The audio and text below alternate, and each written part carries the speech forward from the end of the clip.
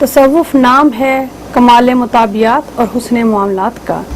دو لفظوں میں تصوف کی تعریف، یہ نچوڑ ہے 1000 سال کی تعلیم کا.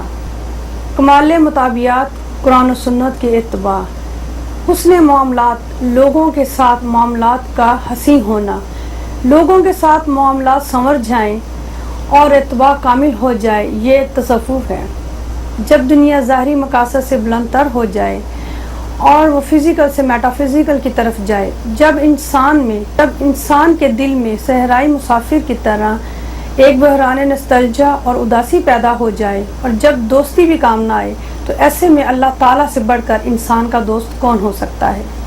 یہ تلاش ہے ان لوگوں کی جو زندگی کی اداسیوں کے بحران سے نکلے اور بے چینی اور اضطراب کے صحراؤں سے گزرے، اور حقیقت متعلقہ پر ان کی نظر رہی، اور تب انہوں نے اپنے آپ کو اور اپنے اللہ کو پا لیا. ڈاکٹر عائشہ لغاری علی ہماری آج کی مہمان، جن کا تعلق لاہور سے ہے، اور انہوں نے میلبرن یونیورسٹی سے تصوف میں PhD بھی کیا،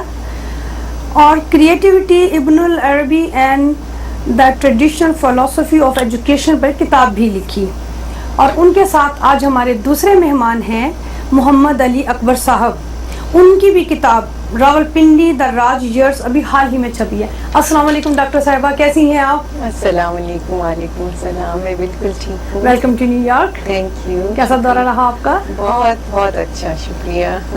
جی ڈاکٹر صاحبہ، مجھے ابھی تک آپ کی کتاب پڑھنے کا اتفاق نہیں ہو سکا ہے، تو آپ مجھے اپنی اس کتاب کے بارے میں کچھ بتائیں گے کہ یہ کتاب آپ نے کس چیز پہ لکھی، کس موضوع پہ لکھی؟ دراصل میں ماہر تعلیم ہوں، اور مجھے علم کا بہت شوق ہے، اور ظاہر ہے جب تک کہ مسلمانوں کے ہاتھوں میں تخلیقی صلاحیت تھی جی تو مسلمانوں کا دور بہت خوبصورت تھا، ہم عروج پہ تھے. جی جی. لیکن جب سے یہ تخلیقی صلاحیت کو ہم نے استعمال کرنا چھوڑ دیا اور ہم تقلید کی طرف چلے گئے، تقلید انگریزی میں امیٹیشن کو کہتے ہیں، تو ہمارا زوال شروع ہو گیا. اور ظاہر ہے علم کا ہاتھ بھی چھوٹ گیا، کیونکہ ہم نے تحقیق کرنا چھوڑ دی. تحقیق کا لفظ جیسے آپ جانتی ہیں حق، اس کا تعلق حق سے ہے. جب ہم اللہ تعالیٰ نے اپنا نام الحق ہمیں اپنے قرآن مجید میں ہمیں بتایا کہ اللہ تعالیٰ کا یہ ایک بہت اہم نام ہے. جب تک کہ ہم حق کی تلاش میں تھے تو ہم نے بہت اونچے درجے حاصل کیے. جب ہم نے حق کی تلاش کسی اور کے ہاتھوں میں ڈال دی، پھر ہم اب ان کے پیچھے لگے ہوئے ہیں، تو ہم تو زوال میں ہی ہیں. ایسا ہم نے کیوں کیا؟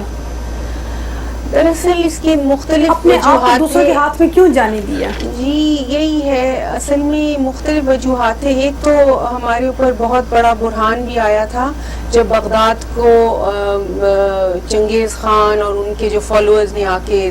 تباہی مچائی، سارے کتب خانے تباہ کر دی. ہماری یونیورسٹیز اس زمانے میں بغداد، کوردوبا، سیول اور ڈماسکس جیسے شہروں میں، الیگزانڈریا، کائرو میں ہماری جو یونیورسٹیز تھیں وہ اس زمانے کی آکسفورڈ اور ہارورڈ کی طرح تھی. تو جب یہ اٹیکس ہوئے تو یہ سارے یعنی کتابیں جلا دی گئیں، اور لوگوں جو پروفیسرز تھے وہ پھر ادھر ادھر بکھر گئے. اور پھر کیا ہوا کہ جو دین جو ہے نا وہ ایسے لوگوں کے ہاتھوں میں چلا گیا جو اس زمانے کے حکمرانوں کی خوشنودگی کے لیے انہوں نے دین کو ایک کاروبار بنا لیا. تو جب یہ ہونے لگ گیا تو دین میں جو تحقیق کا جو حصہ تھا وہ پھر چھوٹ گیا مسلمانوں کے ہاتھوں سے. تو اسی لیے برہان، اسی لیے کہتے ہیں کہ پالیٹکس کو دین کے ساتھ جب بہت زیادہ جب جڑ جاتا ہے تو پھر اس میں خامیاں آنے لگ جاتی ہیں. اسی لیے کہتے ہیں کہ اللہ سے کرے دور تو تعلیم بھی فتنہ،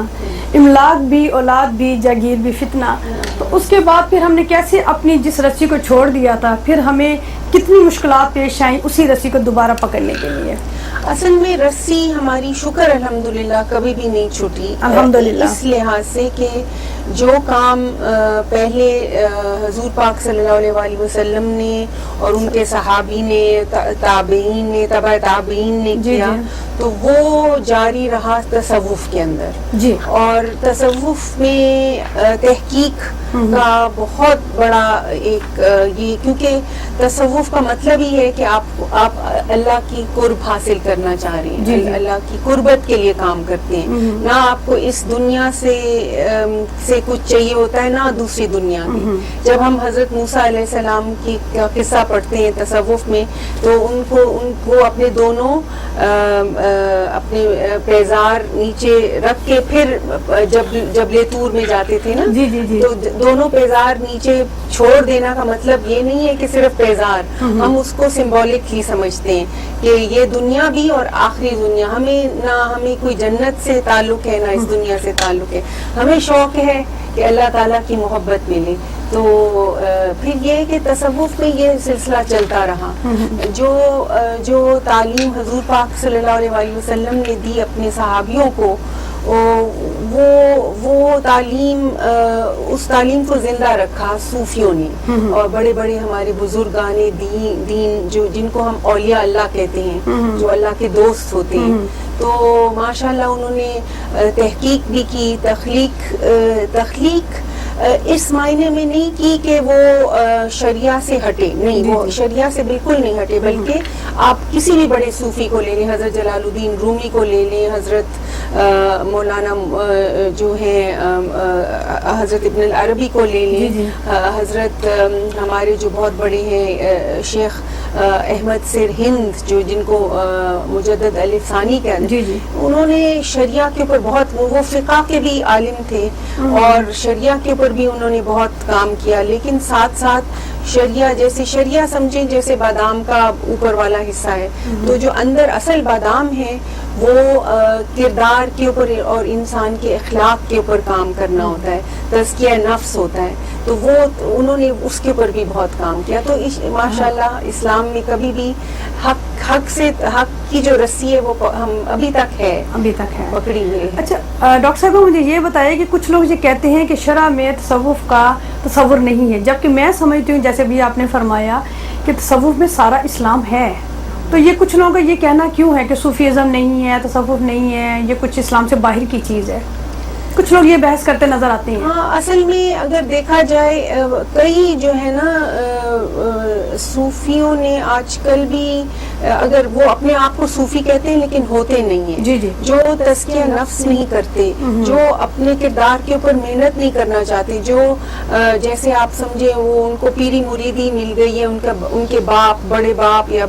پردادا وغیرہ بہت بڑے بزرگ تھے یا ولی اللہ تھے تو ان کو وہ گدی مل گئی ہے اور وہ اس طریقے سے وہ چلا رہے ہیں کہ وہ بھی کاروبار کر رہے ہیں تو وہ اس لیے شاید بدنام ہو گئے تصوف بدنام ہو گیا ہے لیکن کئی لوگ اس کو آج کل دور ہے ایسا کہ وہ سمجھتے ہیں کہ اگر ہم صرف